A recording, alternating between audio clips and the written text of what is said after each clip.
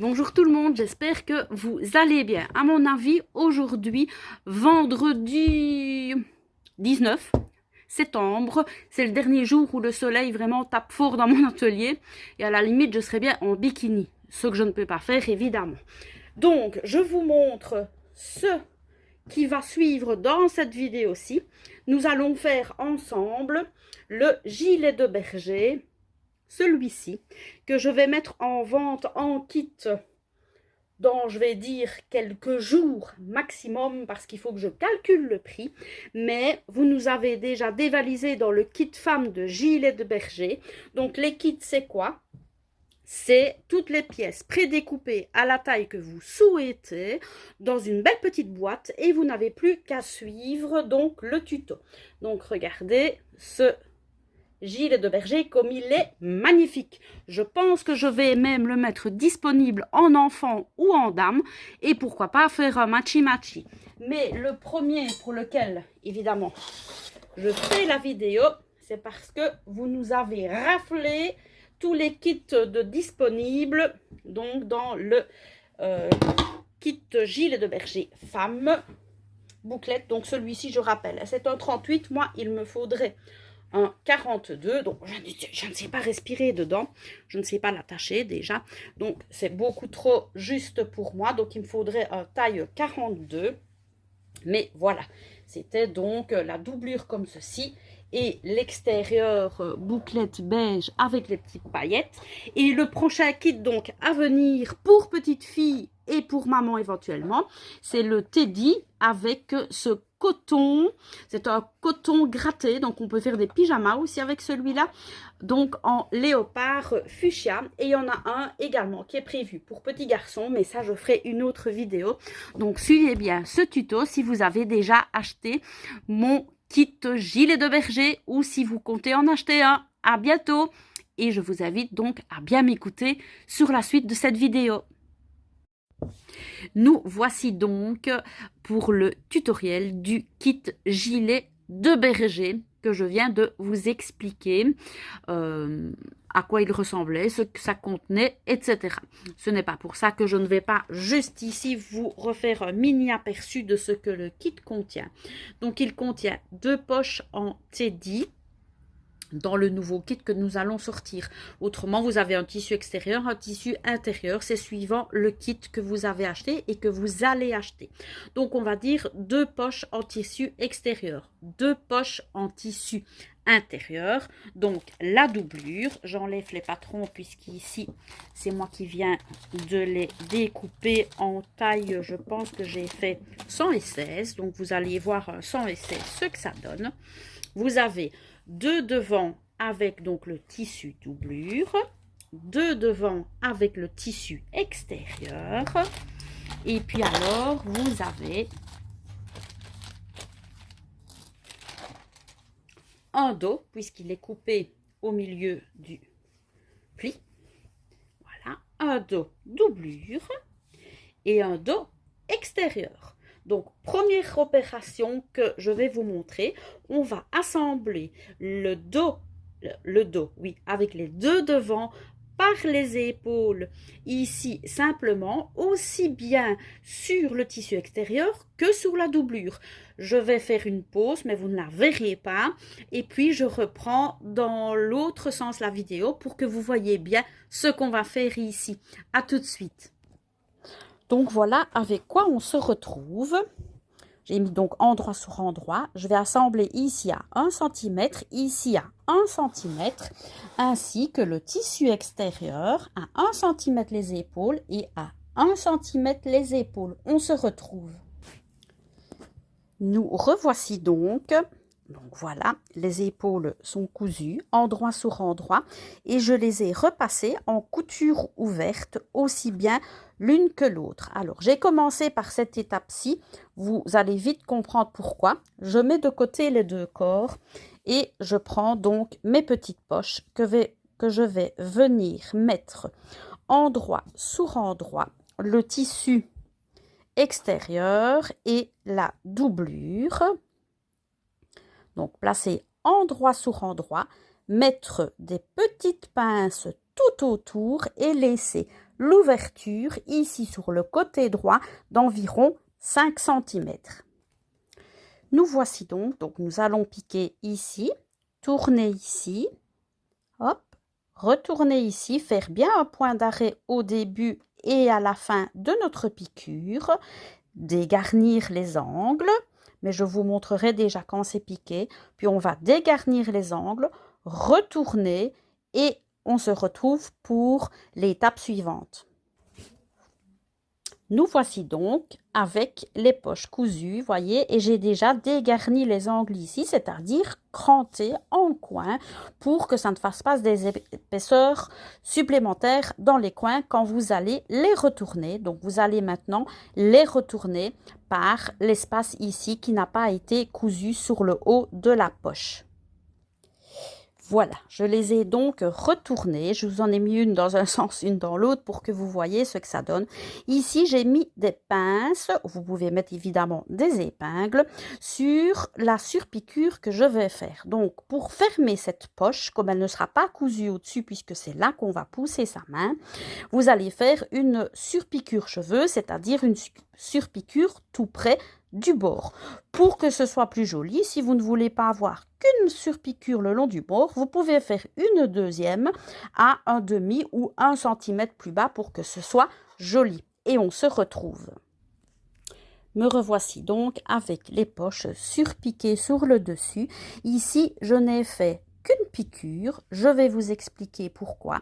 Parce qu'en fait, je vais les mettre donc sur les devants, les placer sur les devants de mon tissu extérieur. Mais comme j'ai un petit peu envie de fantaisie, je vais les positionner comme ça. Donc une surpiqûre, comme c'est le côté lisse, suffit. Je trouve que par contre, si vous les mettez comme ceci, comme les petites bouclettes vont dans tous les sens, une deuxième surpiqûre de maintien sera plus jolie. Mais moi, je vais les placer ici. Donc je vais regarder à peu près sur un petit mannequin, mais c'est pour ça que je vous ai fait commencer par ça. Comme ça, vous pouvez le positionner sur l'enfant et regarder sur l'enfant ou l'adulte d'ailleurs, puisque j'ai fait des kits adultes, pour voir où est son bon emplacement. Donc, je vous invite à positionner donc la poche. Moi, je vais l'épingler sur tous les côtés pour qu'elles se maintiennent vraiment bien. Et puis évidemment, de l'autre côté, vous les placez vraiment en symétrie. Voilà, j'ai donc positionné mes poches. Petite astuce, une fois que vous avez positionné une, vous la placez donc parallèle au sous-bras qui se trouve ici. Et pour placer l'autre exactement à la même hauteur, vous mesurez du sous-bras à votre poche et du bas à votre poche, et comme ça elles seront placées exactement pareil. Donc nous allons maintenant procéder à la piqûre qui va les maintenir sur le devant du gilet extérieur, donc le long ici, et bien sûr vous laissez ça ouvert pour pouvoir passer la main. Si par malheur vous la cousiez, ce serait uniquement alors des poches décoratives. Nous voici donc avec les deux poches surpiquées et placées correctement. Vous allez donc maintenant mettre votre devant et votre dos qui sont assemblés par les épaules, l'envers contre votre table. Et vous allez venir poser la doublure endroit sur votre gilet. Nous voici, donc bien positionnés, et comme vous pouvez le remarquer, j'ai mis des pinces juste un petit peu, quelques centimètres après l'arrondi. Donc nous allons piquer le devant, l'encolure dos, l'encolure devant de l'autre côté, jusque la pince donc qui se trouve 2-3 cm après l'arrondi, ainsi que les deux emmanchures. Je m'en vais piquer ça donc toujours à bien 1 cm de valeur de couture et on se retrouve. Nous voici donc les coutures piquées à 1 cm de valeur de couture tout autour. Et j'ai déjà cranté pour vous montrer sur toutes les parties qui sont arrondies. Donc c'est-à-dire dans le bas du devant, ici à l'encolure dos et bien évidemment tout le long des deux emmanchures. Alors là, je vais le retourner dans ce sens-ci. Hop. Et vous allez passer votre main entre la doublure dos et le tissu extérieur dos et vous allez aller chercher vos deux devants que vous allez passer par l'épaule ici. Je vous en retourne un pour vous montrer.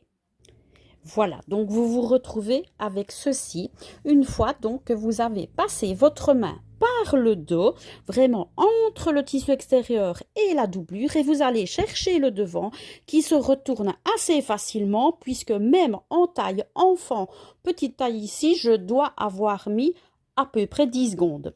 Donc vous faites la même chose évidemment sur l'autre côté. Nous voici donc avec le gilet de berger qui est retourné avec ses belles petites poches contrastantes ici en motif léopard. Donc je rappelle, vous avez le dos comme si c'était l'inverse évidemment. Hein, ici ce serait l'extérieur, enfin l'envers du tissu et l'envers du tissu. Donc vous passez votre main, maintenant ne le refaites plus autrement vous allez vous retrouver dans l'autre sens. Vous vous retrouvez au niveau de l'épaule, vous allez chercher, je n'ai qu'une main puisque l'autre filme, vous allez chercher votre devant et il passe par ici la valeur d'épaule sans problème et votre gilet donc de berger est retourné. Maintenant je vais vous montrer comment on va coudre les côtés. Me revoici sur les côtés. Donc vous avez le bas de votre devant côté sous-bras. Vous allez venir le mettre ici sur le tissu extérieur côté sous-bras au dos. Donc qu'avez-vous fait comme manœuvre? Simplement comme ceci. Et puis, endroit sur endroit, tissu extérieur, endroit sur endroit, tissu doublure. Je vous épingle ça, ou plutôt je vous pince ça et je vous montre.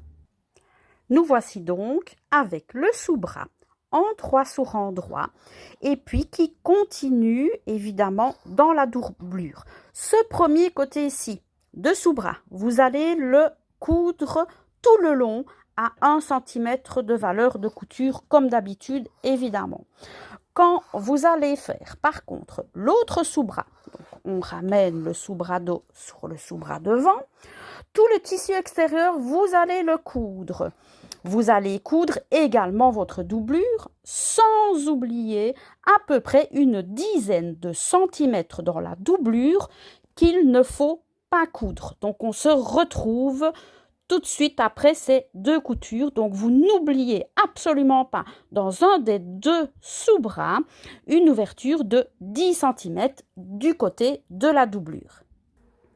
Nous revoici donc avec les deux sous-bras qui sont cousus, mais un des deux où j'ai laissé à peu près une ouverture de 8-10 cm et vous voyez qu'il se retourne en fait même pas encore par là, tout à fait naturellement.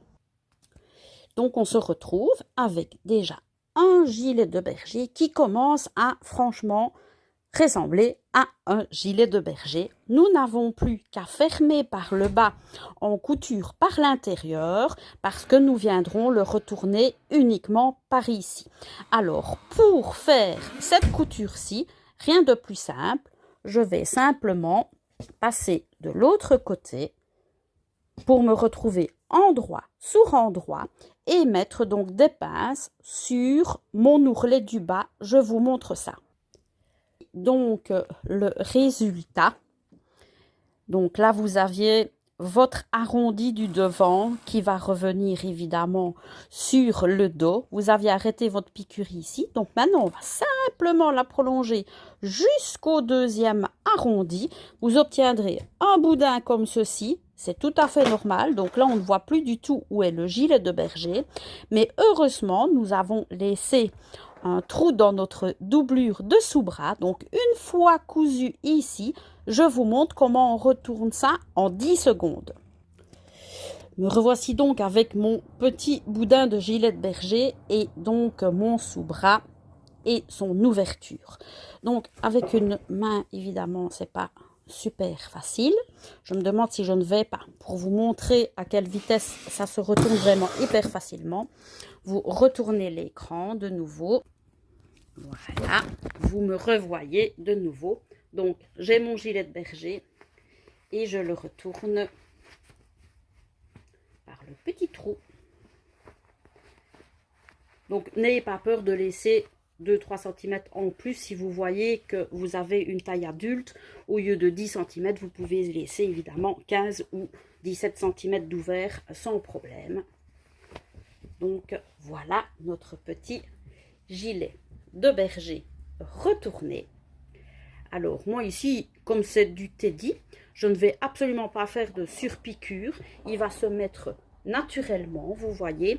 Et l'avantage de cette technique-ci pour coudre un gilet de berger, c'est que l'ourlet se met naturellement, donc il ne tirera jamais sur la personne qui le porte, puisque vous allez refermer par la doublure ici. Alors, si vous voulez qu'on voit l'intérieur, mais qu'il ne soit pas totalement réversible, vous faites une petite surpiqûre ici sur les 10 cm ouverts et le tour est joué. Si vous voulez que la personne le porte dans ce sens-là, évidemment, les poches, il n'y en aura pas à l'extérieur sur ce modèle-ci. À ce moment-là, vous faites un petit point d'échelle à la main et le tour est joué. Je fais la petite surpiqûre et je vous montre ce que ça donne. Et me voici donc de retour pour vous montrer, tadam, le petit gilet de berger totalement terminé. Et vous voyez, ça ne tire nulle part, ça se met super bien. Pas de gondolage, ni dans les coutures des emmanchures, ni en bas. Tout est bien cousu. Ici, on voit à peine que c'est une doublure, uniquement parce que j'ai fait une petite surpiqûre. Et donc, je répète, vous pouviez faire un petit point échelle qui vous permettrait de le mettre complètement réversible sans voir cette couture. Et le voilà, j'espère que vous avez tout compris le petit tuto. C'est très simple pour avoir un ourlet vraiment parfait qui se met super bien. Et en plus, cette couture de sous-bras qui se referme hyper facilement pour toutes les couturières. Donc c'est vraiment un tuto qui est adapté aux débutantes. À bientôt pour un prochain tuto.